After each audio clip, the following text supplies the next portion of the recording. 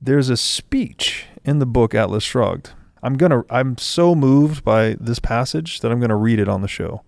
Like, I'm sit down and read it. It's so good. It's probably the best definition of money I've ever seen. But I'd ever heard or seen written.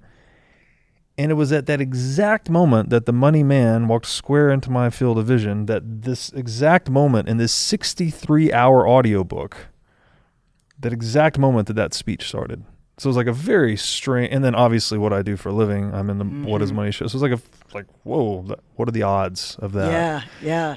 And when you hear the money speech, like, it is brilliant. So that's, for me, that was a synchronicity, right? That's something meaningful that occurred, not seemingly explainable by, linear cause and effect.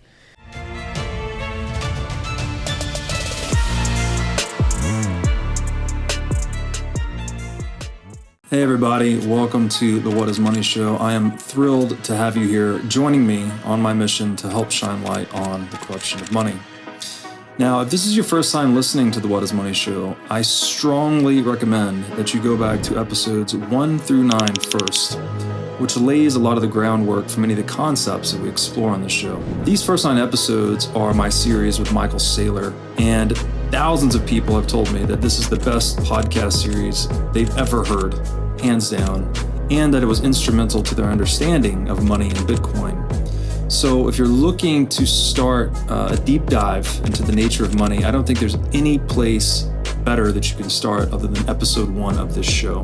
Now, a little bit about this show and how it makes money. The What is Money show is 100% sponsor based. So all of our revenues are derived from direct sponsorships. And I strive to be very selective about the sponsors that I work with, specifically only using sponsors that I use personally, and also choosing sponsors that have values which are well aligned to the values expressed on this show, such as freedom, education, self-sovereignty, etc. So what I'm going to do now is a few ad reads right at the top of the show, and then I'll do a few more ad reads in the middle. And I hope you'll take the time to listen to them, as again, these are hand-selected sponsors, and I think you'll like what they have to offer. Today's podcast is brought to you by In Wolf's Clothing. Wolf is the first startup accelerator dedicated exclusively to the Bitcoin Lightning Network. 4 times per year, Wolf brings teams from around the world to New York City to work with like-minded entrepreneurs, pushing the boundaries of what's possible with Bitcoin and Lightning. The program is designed to help early-stage companies achieve product-market fit, develop their brand, secure early-stage funding, and grow businesses that help fuel the global adoption of Bitcoin. So go to wolfnyc.com to learn more about the program or apply. Again, that's Wolf NYC, WOLFNYC.com. Hello, and a huge warm welcome to Robert Breedlove, to Bitcoin People. Thank you for coming aboard.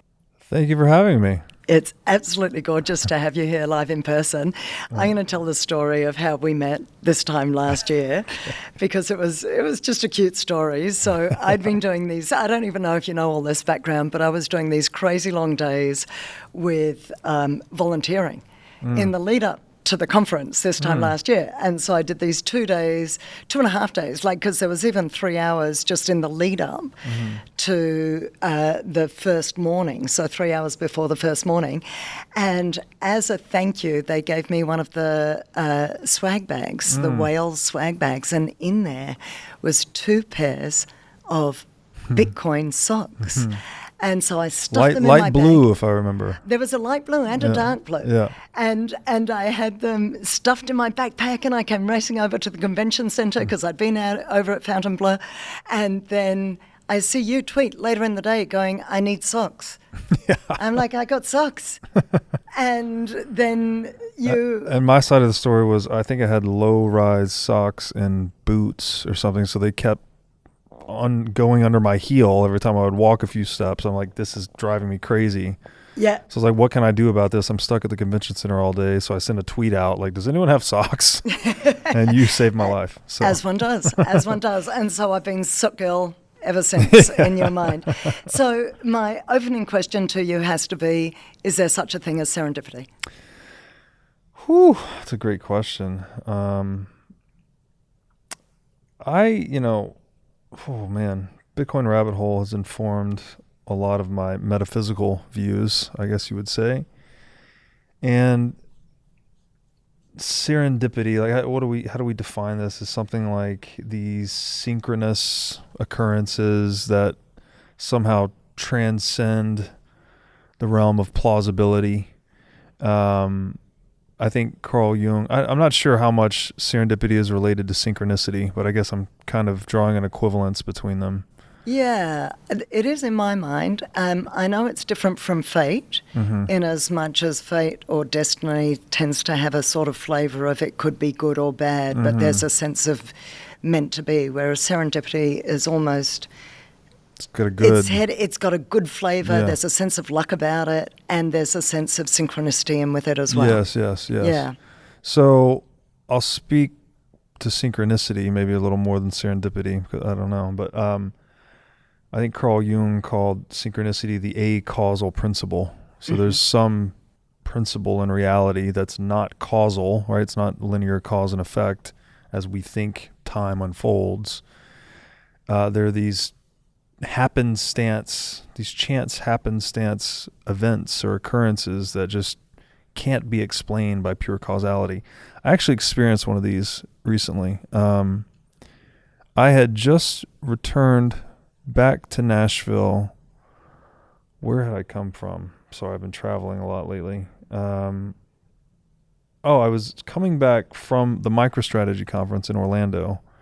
So I'd been down there, it's a Bitcoin and Lightning thing, et cetera, et cetera. I had been listening, and I have still been listening to the audiobook Atlas Shrugged. First time I've ever been through the book. I get off the plane in Nashville. I get my bags. I'm listening to Atlas Shrugged. I go to the arrivals area. My friend is coming to pick me up from the airport. And I sit down. I've got like a 20-minute wait until he gets there. So I sit down, and I'm on my phone. I've got my bags, just sitting there listening to Atlas Shrugged. As soon as I sit down, this gentleman walks directly into my field of vision, actually, like 10 feet in front of me, squared up. He's facing out, waiting on his ride. His entire suit is dollar bills, like covered in pieces, like he's in the money suit, basically. I'm like, oh. You tweeted it. And I took a picture of this guy, and I'm like, what's more fiat than this outfit, or whatever it was. But at that exact moment, when I saw this guy, and I looked up and took the picture, there's a speech in the book Atlas Shrugged. And it's by, I think that the character's name is Francisco D'Antonia. I hope I'm saying his name right. And he has this 15-minute speech on money. So if you Google the money speech in Atlas Shrugged, it's like, this is the speech. I'm so moved by this passage that I'm going to read it on the show. I'm sit down and read it. It's so good. It's probably the best definition of money I've ever seen. But I'd ever heard or seen written. And it was at that exact moment that the money man walked square into my field of vision, that this exact moment in this 63-hour audiobook, that exact moment that speech started.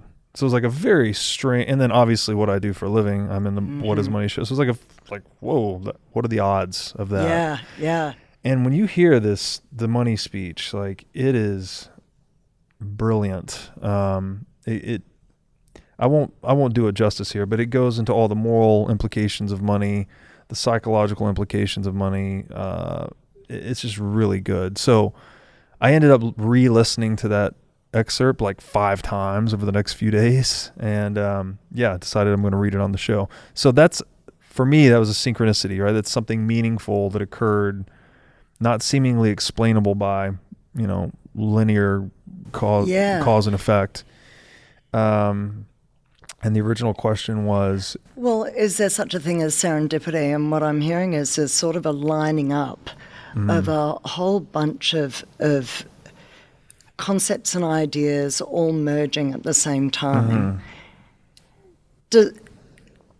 That's a really obvious example, but I guess I'm curious if that's happened throughout your life a bit. Have you noticed things kind of coming together? Because I feel like there's a lot about your background and your life that is serendipitous in bringing together what you're doing now. It's almost like you were meant for the role that you're doing now. Maybe. Yeah, there's been a number of things. So I've shared this one before, but before Bitcoin even existed, when I was 10, 11, 12, 13 years old, I was playing massive online multiplayer game called Diablo 2. And this is like Dungeons and Dragons, sort of in computer space, but with millions of people around the world. And so the funny thing about the game, though, is there was an entire economy that existed inside of the game. So you would like go into these dungeons and kill demons and zombies and all that, and you would find these rare items. All the items roll different stats, so there's like this kind of gambling effect that you're trying to look for these high quality items, but certain items are good for certain classes and not for others. So you needed to actually not only go into the game and hunt for treasure, but then you needed to take that treasure out into the marketplace and trade it with other people to really build your character and like get what, not build your character. Like when I say build your character, I mean equip your character with the best equipment, not build your character in like a spiritual sense. And so I learned through playing this game. Like I started out playing the Dungeons and Dragons, like actually the fighting and slaying mostly, but over time I found myself playing the markets. Like I learned, first of all, I learned how to type really fast. Like I got to like 100 words a minute typing just because that's how you trade faster.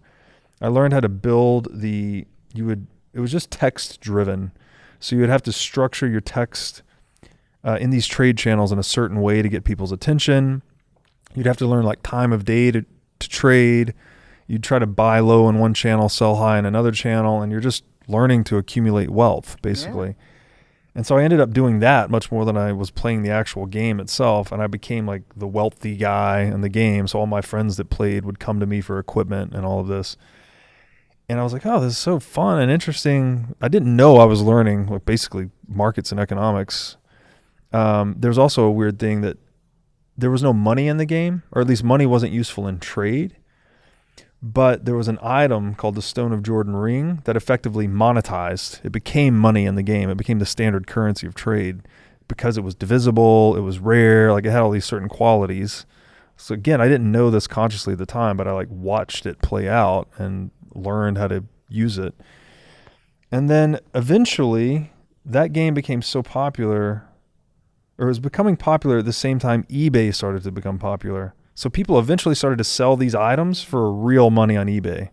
So all of a sudden this rare Storm Shield, Monarch shield that I had found, right, like super rare and hard to find in the game, well, now it sells on eBay for $1,000. I was like, what the hell?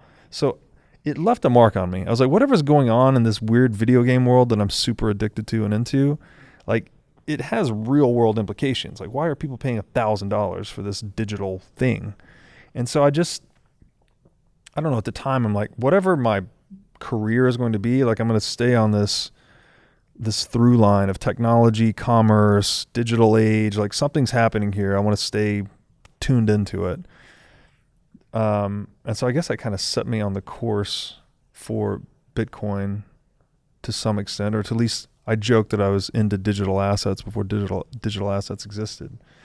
And if I back up even further, like my very early years, my father was a successful entrepreneur, so we lived very well when I was very young, but my mother and my father split when I was 5 years old. And when they split, I lived very low economically for a period of time after that. So I had seen kind of both sides of the equation in that respect. And I don't know, maybe that just gave me like a tacit understanding for the value of money, you know, that what it's like to have it and what it's like to not have it.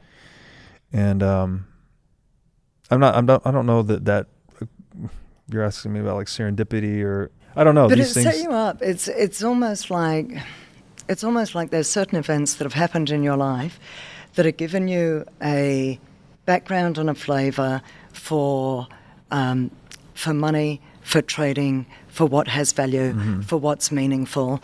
And technology, like the digital technology thing has been a big thing. Growing up on video games and all, you know, I'm a digital native, basically. I'm an old digital native. But, yeah, right. that it's nice to hear just how powerful and effective gaming can be. Yeah. As a mother of a boy who enjoys gaming, it's really positive to hear that. There was a piece in your background that always struck me, which was in 2008, we had the GFC. Mm-hmm. There was a shooting in Tennessee. You were living there at the time, weren't you? I was there in 2008, yeah. And it was a church shooting, and it was pretty devastating to the community. And you'd taken some time off around then to do some building, to do some construction work, some not-for-profit construction work. And what kind of struck me is that the whole world was kind of in destruction mode, and you were in construction mode. And it almost feels, maybe that was part of what was going through my head as I was starting to talk to you about serendipity is, and kind of the making of your background for who you are now, which is this thing of, it's almost like that's what you're doing again now. You're in construction mode, you're building something, you're creating something, you're part of changing the world whilst there's this massive economic devastation going on around us, like this destruction that's kind of, you know, we can go into all the reasons and we know all those reasons, but it's almost like that seems to be a big part of your role in the world. Well, when you said shooting in Tennessee, I actually reflected on the more recent one. That was there was a shooting at Covenant Elementary School, a private Christian school, 15 minutes from my home in Nashville, Tennessee. This was just a couple of months ago, I think in March actually, and 3 adults were killed. So 3 staff members and 3 children were killed by a transsexual terrorist whose manifesto was never released, but we have it on good authority in Tennessee that it was an anti-Christian terrorist attack, that this transsexual was attacking a Christian school to punish Christians for not believing in whatever supporting them in imaginary whatever thing that he or she was into.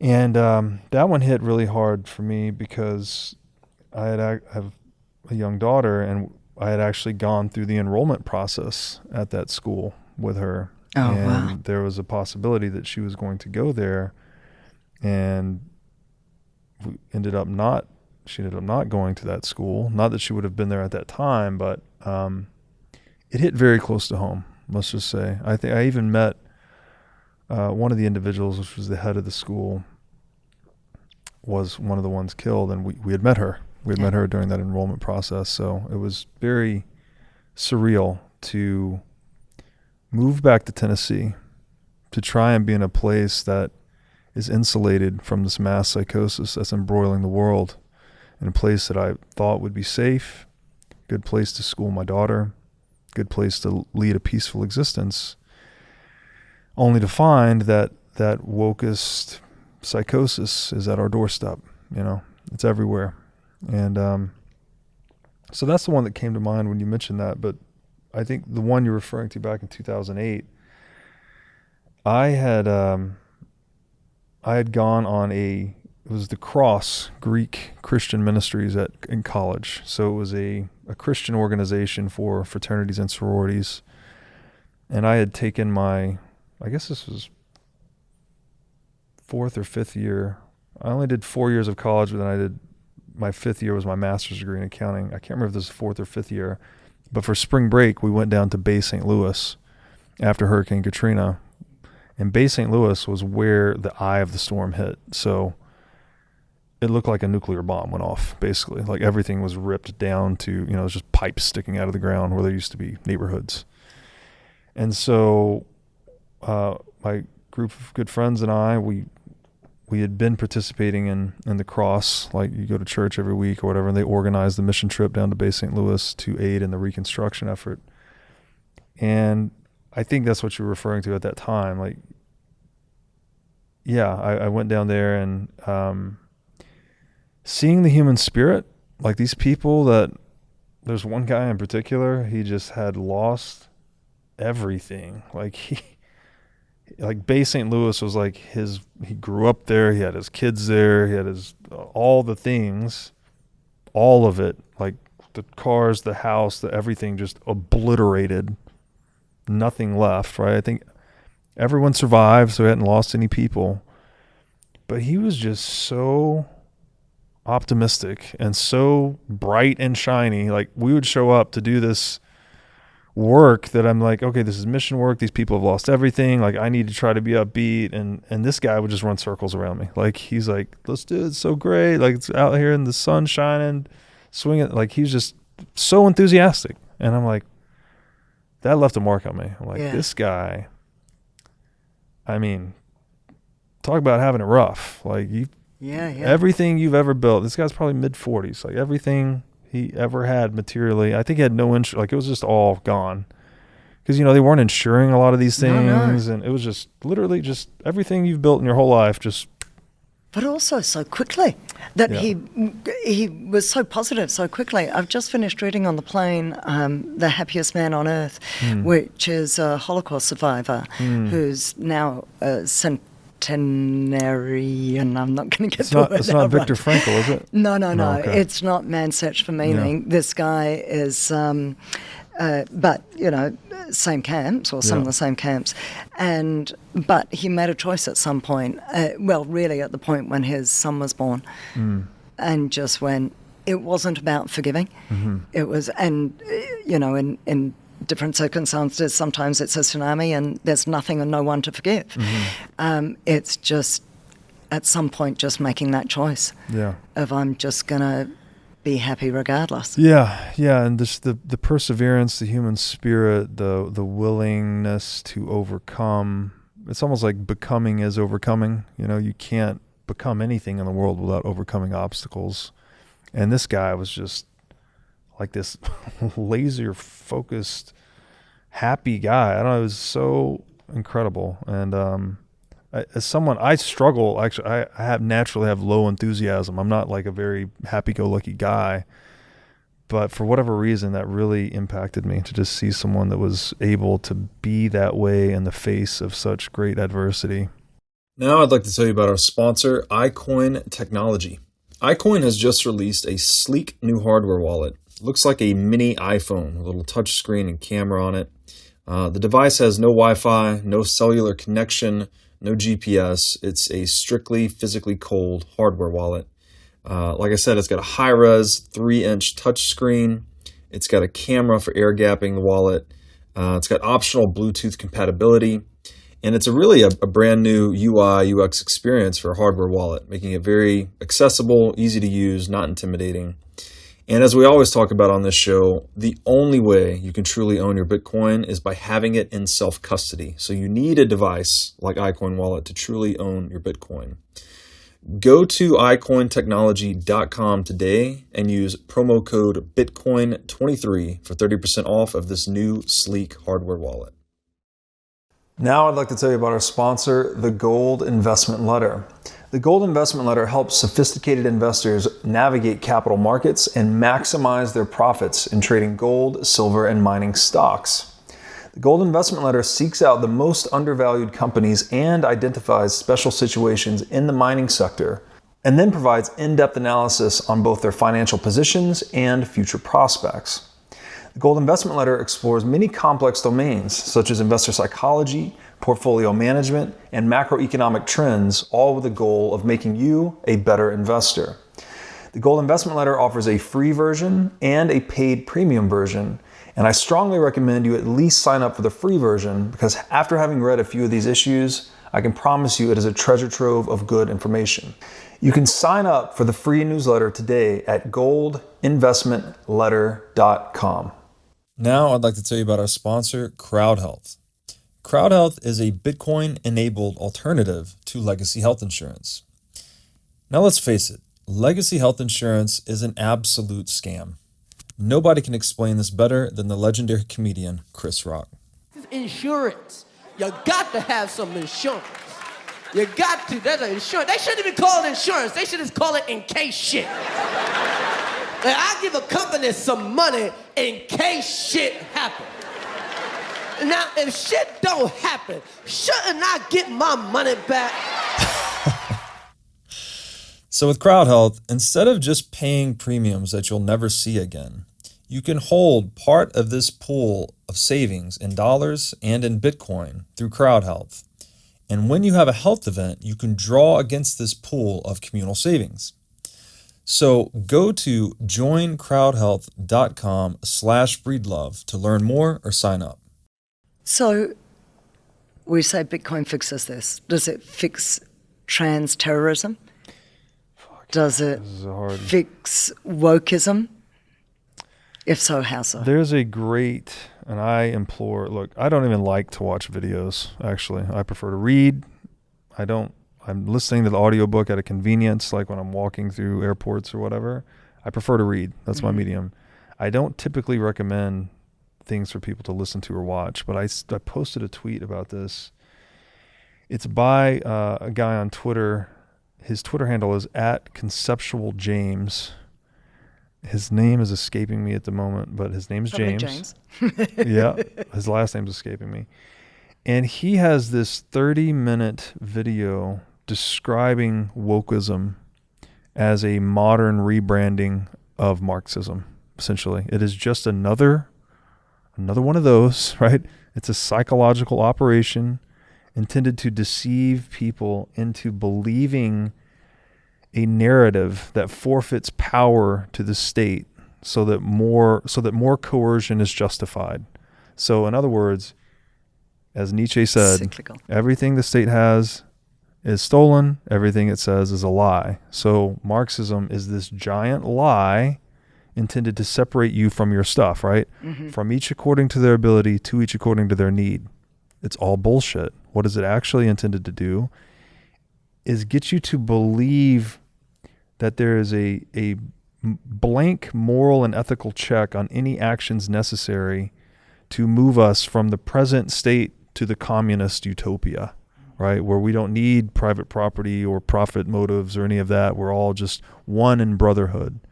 And it preys on this circuitry that we all have because at the local level, we are communists, right? Like, I don't charge my daughter for breakfast. I give the shirt off my back, right? I'll give anything for her. I'm very, very communal at the family scale, but that does not scale up to civilization. And so this video, James walks through it step by step. It's a 30-minute video going through the history of all these psychological operations and perfectly slots wokeism into it and just saying, this is another one of those, right? It's another one of these getting people to emphasize and believe that group identity politics are somehow a solution. And there's an inversion of language, right? Like we get into critical race theory, which is institutionalized racism intended to alleviate racism. Like it doesn't make any sense, of course. The entire idea of your preferred pronouns, like, sure, you can have a preferred pronoun. That's fine.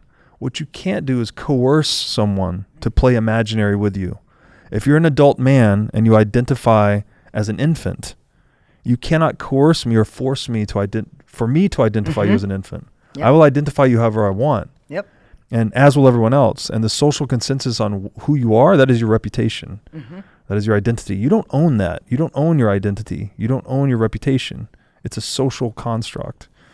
So, and kids know this, right? Like if you see a group of kids and one of them tries to force other kids to play their game of imagination, like you're the purple dinosaur, you're the red one, you're the green one. Kids are like, no, I'm the white dinosaur, I'm the helicopter. Like kids self-select, they self-organize. If one of those tyrannical kids comes in there and tries to force roles on people or force a role on himself, kids will reject him. Yet that's what we're talking about with wokeism. It's like people can now identify as whatever they want, and then they can force others to accept them and identify them as those things. It's asinine. My favorite meme on this was it shows a motorcyclist, and there's all these bicyclists behind him, and it says, motorcyclist that identifies as a cyclist wins the Tour de France. And like that's it. It's like you don't get when it comes to language, right, it's an emergent social consensus on the meaning of words. You don't get to arbitrarily, unilaterally change the meanings of words. And you sure as the hell can't force other people to play your imaginary game. If you're a man and you want to pretend to be a woman, great. You can ask your friends to pretend with you. You cannot force other people to pretend with you. Coercion, uninitiated coercion, is unjustifiable. And that's one of the core themes we visit on this show over and over again. So, wokeism is Marxism. Yep. Through and through. So, does Bitcoin change these cycles that we've seen over again, these fourth turnings, there are 500-year cycles. We've got Mark Moss talking about political, social, cultural. We've got economic, financial. We've got technological. There's all these cycles. Does Bitcoin break that on the back of so much of that is based in the corruption of money over time, the cycles of corruption of money? It's a colossal question. I can't begin to know the answer. But when I look at something like this wokeism thing, a significant portion of this ideology is being state-sponsored. Mm-hmm. It's being funded by the proceeds stolen through taxation and inflation. Yep. So it's an imposed artificial ideology that is funded through theft. Now, if Bitcoin is money that makes theft more expensive, right? You cannot inflate it. It is very hard to steal, if not impossible to steal, if you custody it properly. Therefore, in the long run, we think it obviates the need for the state, the relevance of the state as an institution that preys on private property, that exists on theft. Then I don't think you'll be able to find a viable means of financing things like wokeism in a Bitcoinized world, because the theft is going to be much more difficult. So the extent to which you can fund these false divisive ideologies into a society, right, to tell this false narrative, create divisiveness, which also creates more demand for law and order, which then gives you this, again, the blank check, right? Mm-hmm. Pass whatever regulation you need to restore law and order. That whole process gets dampened by the existence of Bitcoin, because theft is more expensive, more risky, and therefore less possible. So with less theft, in theory, we would have less of these artificially composed and imposed ideologies. So I don't know that it fixes like all these other cycles. The long debt cycle that Ray Dalio puts out, that has a lot to do with the nature of gold, right? That the incentive was to hoard all the gold and then force everyone else to use currencies that depreciate over time, which incentivizes all market actors to accumulate debt. Eventually, the debt burden gets too overgrown, and then there's a collapse. Again, in theory, if you're on a Bitcoin standard, debt would just be a much smaller component of the world economy. So presumably, we would have less credit cycles, smaller credit cycles. And then as far as like the fourth turning and all that, and I haven't read this book, but no, I don't think Bitcoin fixes everything like that, right? There's still going to be these grand historical cycles. What's the one where we say that hard times make strong men, strong to make good times make weak men, weak men make hard times? That I don't know if Bitcoin fixes per se. Maybe it makes us all stronger just by kind of forcing power and responsibility to the individual level. Mm-hmm. Maybe, but I mean, these cycles are as old as time, so it's hard to say. So what do humans do with that power if they're given it? And we've never seen such a transfer of power from state to individual. So you just talked about the communist utopia, and yet we seem pretty utopian in the Bitcoin community.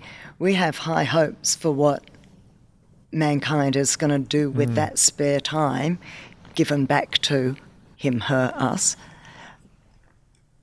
Are we being ridiculous? Bitcoin is different, right? In that,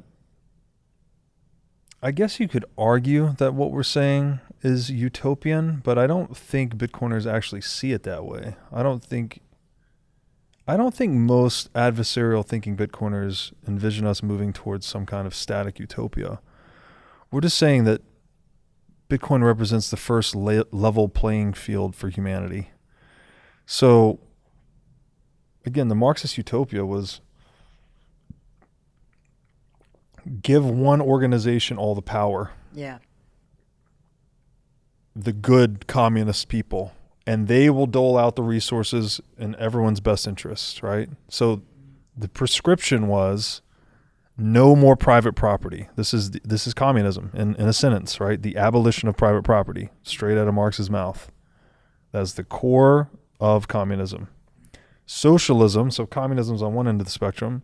Socialism is that institutionalized policy of aggression against private property. So any state that has taxation or inflation, they're socialistic, right? If we have a central bank, then we're one half socialist. So we've never had true free market capitalism, which exists over here on this opposite end of the spectrum, that presumably Bitcoin is taking us towards. And that seems... I'm sorry, I drifted from the original question again. Utopia. Yeah, so it's not a utopia, right? Pure capitalism is not utopian.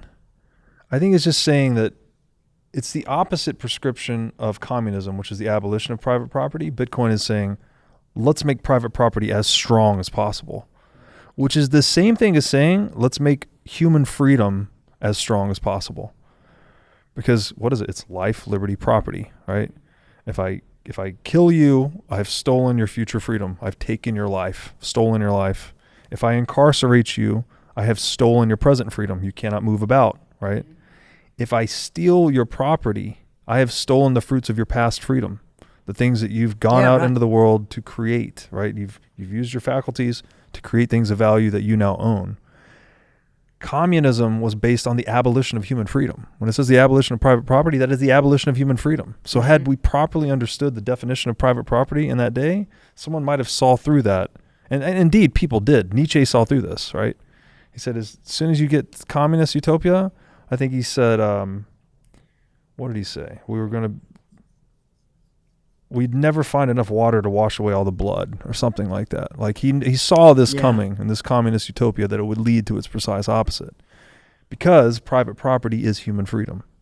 And so in this Bitcoin utopia, we're just saying everyone's going to be as free and autonomous as they have ever been. Yeah. We're not painting a specific vision, right? Like, this is what the world's going to look like. You know, you got to have this kind of institution and this kind of organization. It's like, no, you let people self-sort. You let people self-organize. Everyone's just operating on a principle of justice, which is, if justice is people getting what they deserve, and private property is you keep what you earn, right? Like, I work to create something, I get to keep that, as do you. And then we are all free to interact and engage consensually in trade. That's what creates the best outcome. But it's not this static utopian vision that the communists had, right? The communists were just going to enter the utopian brotherhood and everything would be great. I don't think Bitcoiners think like that. I think Bitcoiners think pragmatically, realistically, and they're just saying, like, if we can just organize ourselves based on a just and unchangeable rule set, that we will create the best possible emergent outcome without saying with any degree of specificity what that is, right? Because it's about freedom. It's not about a specific outcome. So you're a freedom maximalist. What role does government play, if any? The preservation of life, liberty, and property. So that is physical force. So we're talking military in terms of protection of life, liberty, and property within the confines of whatever boundaries, and equally police force, life, liberty, and property internally. Yeah, and there's a lot of devil in the details here. I like to point people to the work of someone like Stephan Kinsella. He's a libertarian attorney, and he's written extensively about how this world would work. You could also go back in time a little bit and look at the works of Murray Rothbard. We have a series on the show that went through Rothbard's book, The Ethics of Liberty, and he walks through, every, bribery, boycotting, blackmail, like all these very specific legal things, and he's like, here's what it would look like in a libertarian world. So, yes, the government that governs best governs least, as one of our founding fathers said, and you don't government is just a monopoly, and I'll try to be more specific here to delineate between the state and government. This is a bad habit of mine and many of us. We use these terms as if they are interchangeable. Government and the state, but they're not actually. Government is just the nexus of institutions and rules and all of the things, the rules that we opt into as a society. The state is something else. So the state is something that's imposing certain rules, right? It's legislating a thing, and if you don't do this, then I'm going to penalize you. And it's also imposing taxation. There's non-consensual exchange. It's systemizing theft through inflation, taxation, etc. So the state is... I'm sorry, I lost my train of thought again. I didn't sleep much last night, so that's probably why. You're at Miami Bitcoin conference. You're not going to sleep much. So we were talking about the role of government. Oh, okay. And then we tangented into the government versus state. So government, this exclusive philosophical scope of government would be the preservation of life, liberty, and property. Now, that doesn't mean you need government to provide all of these things like that we're accustomed to, like judges, legal arbitration, police, etc. There are libertarian alternatives to that. It's not exactly clear what that world would look like, but again, you could check out the writings of Rothbard and Kinsella, etc. The state, though, is that organization that it's institutionalizing crime. It's the highest form of organized crime, right? We've created a monopoly on violence to protect ourselves from violence. But whoever we've put in the seat of power is using this mechanism that we have intended to create to secure ourselves to abuse us. And this has been this weird dance humans have been locked in across time. It's like, let's put all the power in one place. So if anyone misbehaves, the state power can condemn them, right? Jail them, penalize them, kill them, whatever it may be. But then how do we make sure that no ruler bends the state apparatus for their own private gain, right? This is the definition of corruption, by the way. Bending a publicly applied rule for private gain. So the publicly applied rule of the state is supposed to be the rule of law, right? We're all equal in the eyes of the law. So that it's not like one person can get favor over another. Of course, that's an ideal, and it doesn't work like that in practice, but Bitcoin is sort of like that ultimate rule of law, right? It's just, we are all equal in the eyes of Bitcoin, literally. Like there's nothing, you can't do anything about that. Individuals are individuals, right? Nodes are nodes, keys are keys. I guess technically Bitcoin doesn't even see individuals. It just sees UTXOs and private keys and nodes, etc. So hopefully by giving people, first of all, by bringing an uninflatable money into the world, that fixes one big source of state theft, which is the central bank and inflation. But you've also given people recourse to this hyper portable form of capital that's very easy to conceal, very easy to move, very easy to custody. That should let people be able to vote with their feet and vote with their wallet a lot more effectively in terms of what states they inhabit, right? So if, for instance, if you're in China today, you cannot get more than 50,000 yuan out of the country in any given year, right? There's capital controls. But through something like Bitcoin, well, all of a sudden you can move, right? You can get all your net worth into Bitcoin and you can move to whatever state or government treats you best. So I think the promise or the hope of Bitcoin is that it allows so much individual mobility between states that states now have to compete for citizens, right? To get the best and the brightest and the most capital into their jurisdictions, such that they have to be accountable to the preferences of their customers or of citizens, which is not the case today, right? You were in Australia during the lockdown. Don't think they gave two shits about your preferences. Indeed. I know places in the U.S., like, again, I was in Los Angeles, they didn't give a shit about your preferences. Now, there were better places, like part of the reason I moved to Tennessee is because government's a little more accountable. I think that has something to do with the presence of Christianity in the South, but I'm not sure. But something like Bitcoin should help engender a greater dynamic like that, where people are able to self-sort and go to where they're treated best. So therefore governments have an incentive to be the ones that treat them best versus the ones that treat them worst, as we do today. Now I'd like to tell you about our sponsor, Wasabi Wallet. With Wasabi Wallet, you can receive, send, and store Bitcoin privately. In Wasabi Wallet, your transaction history and wallet balance are completely hidden. Wasabi Wallet is easy to use, all of its privacy features are built in by default, and it works with any amount of Bitcoin. Wasabi users can make CoinJoin transactions together with BTC Pay server users or Trezor Suite users. For BTC Pay server users, they can make payments directly inside of a CoinJoin, and for Trezor Suite users, you can make CoinJoins directly on a hardware wallet. These features result in fee savings and security improvements for both sets of users. So go to wasabiwallet.io today to download the state-of-the-art Bitcoin privacy wallet. Now I'd like to tell you about our sponsor, Casa. Casa makes it simple to buy and secure your Bitcoin without wondering whether you're doing it right. Specifically, Casa provides a multi-key custody solution, which is by far the most secure way to custody your Bitcoin.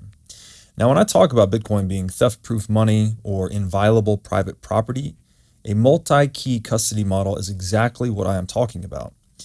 Using multiple keys lets you maintain full control of your Bitcoin while also giving you redundancy in case you lose one of the keys. It's also the best way to secure your Bitcoin for inheritance planning purposes. So go to keys.casa, that's C-A-S-A, today to sign up and use discount code Breedlove. You've devoted your life to educating people around Bitcoin. You're passionate about it. You continue to be passionate about it and put yourself out there and do full days of interviews like today and do so across the world. At one level, this is a ground-up movement, and we're seeing huge uptake in countries in Africa like Nigeria, Namibia, Kenya, South Africa. But at the other level, there's this sense of gradually then suddenly that at some point with institutional adoption and or BRICS nations suddenly trading, moving away from petrodollar to petro-Bitcoin, and there's this kind of anticipation of explosion with that kind of adoption. Is it inevitable? Is Bitcoin inevitable? Is Bitcoin inevitable? The word inevitable is very loaded. I don't think anything is inevitable, right? Even the sun coming up tomorrow. What do we know, right? Anything could happen, as they say. However, I do have a deep conviction that so long as Bitcoin continues to exist, that people will continue to discover that it is the ultimate form of private property, and it offers them and affords them all of these advantages that were previously not available to them. People are getting plundered all the time today, right? Lebanon recently had a currency devaluation of like 90%, right?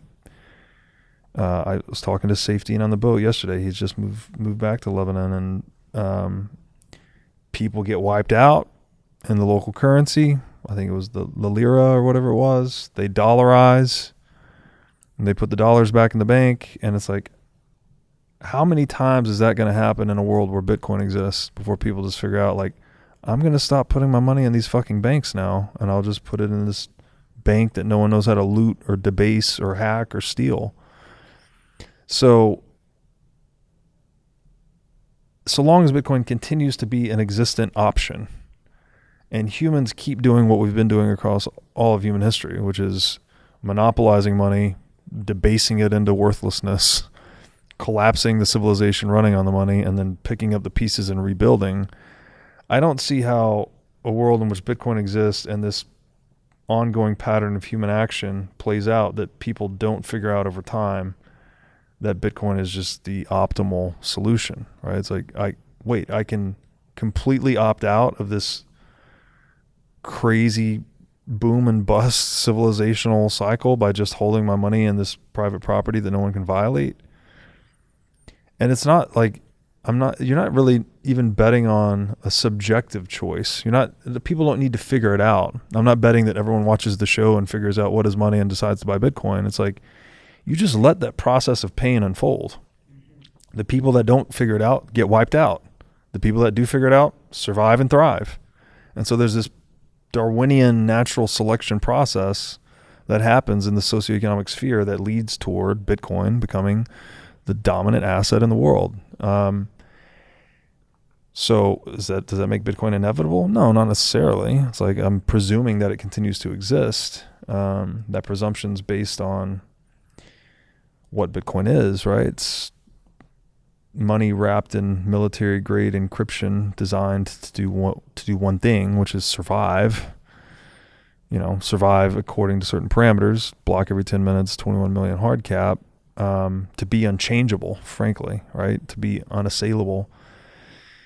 And there's a huge bounty, huge incentive to try to crack Bitcoin. It goes against every entrenched power structure in the world, yet no one has figured out a way to even shake the tree, right? Like, I guess the 2017 fork wars were probably the most viable threat vector we've seen manifest against Bitcoin, and that played out phenomenally well for Bitcoin, right? Bitcoin Cash became Bitcoin Crash, and Bitcoin TikTok next block. Here we are. So to the extent Bitcoin continues to exist as an option for human beings engaging in a world where human beings are always trying to scam other human beings, I think people will select Bitcoin as the right thing over time, and those who fail to select it will go out of existence, and those who do select it will thrive.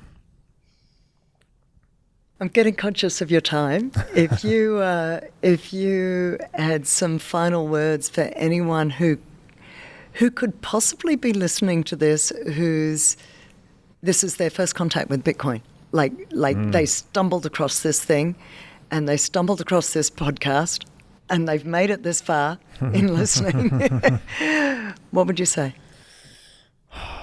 They've been doing these interesting, or a guy uses like a laser projector on the side of the European Central Bank building, and it just blasts this giant Bitcoin logo onto the building, and it says "Study Bitcoin."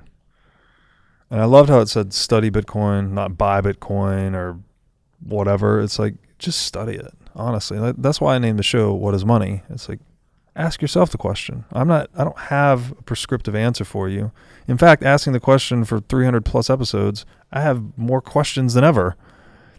You would think I'd have some answers by now. We do. We have a lot of answers, but more answers led to more questions, and it's a very interesting rabbit hole, to say the least. And it highlights maybe the insufficiency of language in some respects, and dealing with complex phenomena. But study Bitcoin. Just ask yourself, what is money? And whatever. Do your own research. Figure it out for yourself.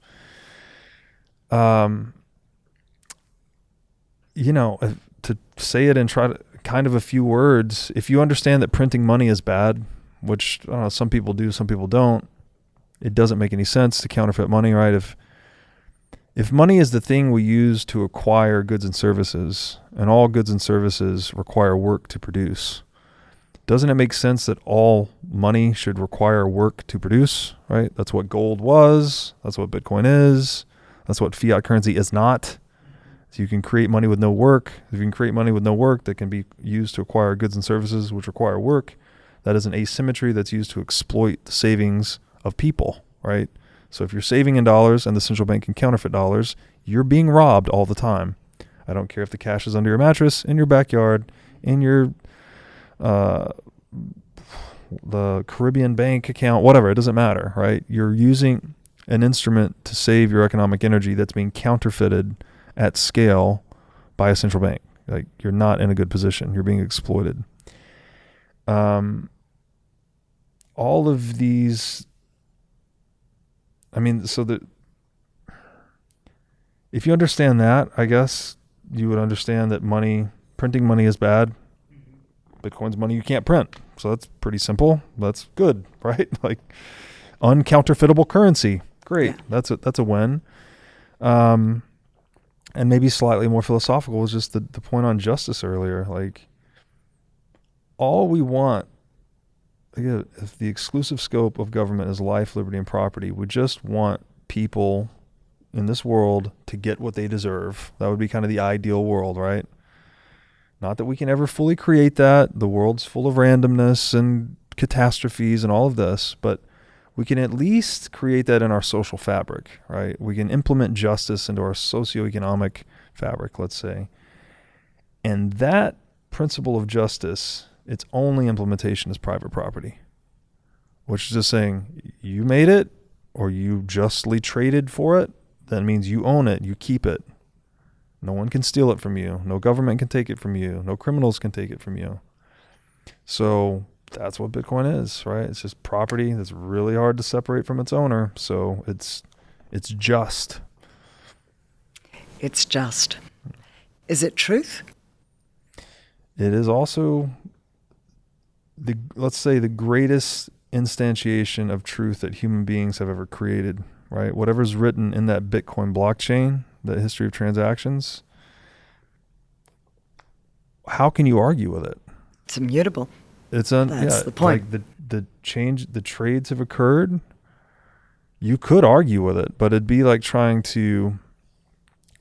There's an axiom in Austrian economics. It's called the axiom of action, and it's man must act. 3 words, right? Very loaded words, though. What it actually means is that man must use means to pursue ends. Now, here's why it's an axiom, which means it's incontrovertible. It's an incontrovertible truth. You cannot refute it. Because if you attempt to argue that the axiom of action does not exist, or it is improper, or it's incorrect, you are in fact using the means of argumentation in an attempt to refute the axiom of action, which is your end. Yeah. So it's impossible, right? It's an axiom. It's a pillar. You can't shake it. You can't break it. Bitcoin, like what's encoded in that blockchain, is incontrovertible truth, right? These are transactions that have taken place.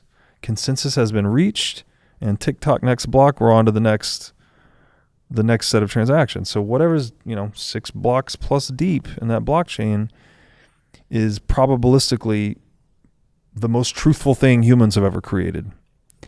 Nick Szabo uses the metaphor of digital amber, right? If you remember the mosquito trapped in amber in Jurassic Park. Yeah. It's like the further you go into that amber, like the deeper into the past you're going, something like that. And yeah, Bitcoin is perhaps not the truth. Maybe the truth is beyond words, beyond logic, beyond human, the capacity for humans to create it, right? But it is definitely the closest thing to truth humans have ever created. That's a beautiful note to finish on. Robert, thank you for your time. Thank you for joining me on Bitcoin People. I wish you an absolutely fabulous conference. Thank you so much, and thank you for having me, and thank you for the socks. Of course.